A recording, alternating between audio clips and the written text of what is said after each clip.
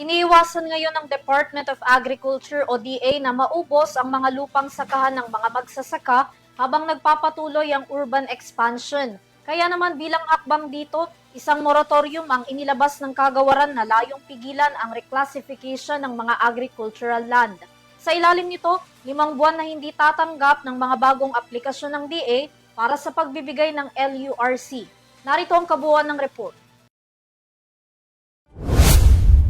Ipinatitigil muna pansamantala ng Department of Agriculture o DA ang reclassification ng lahat ng mga bagong lupang sakahan na ginagamit para pagtayuan ng iba't ibang infrastruktura gaya ng mga tulay, kalsada, gusali at iba pa.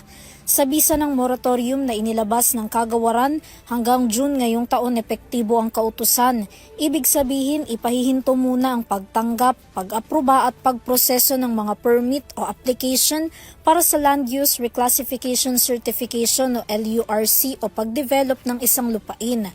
Ayon kay Agriculture Secretary Francisco T. Laurel Jr., pag-aaralan muna nila ang zoning regulation at ilang mga polisiya sa pagbibigay ng LURC habang umiiral ang moratorium kasabay na rin ang pagprotekta sa farmland ng mga magsasaka gayon din sa food security.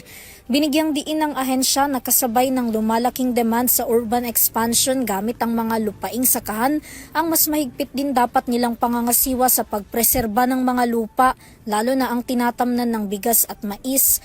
Kabilang raw sa babalang kasi nila sa pulisiya ang masusing pagbusisi sa mga lupain. Isa rin sa mga tinitingnan nilang epekto ng patuloy na reclassification ay ang pagkawala ng mga lupang pagtatamnan na posible raw magresulta ng pag-aangkat na lamang mula sa ibang bansa sa halip na makamit ng Pilipinas ang self-sufficiency.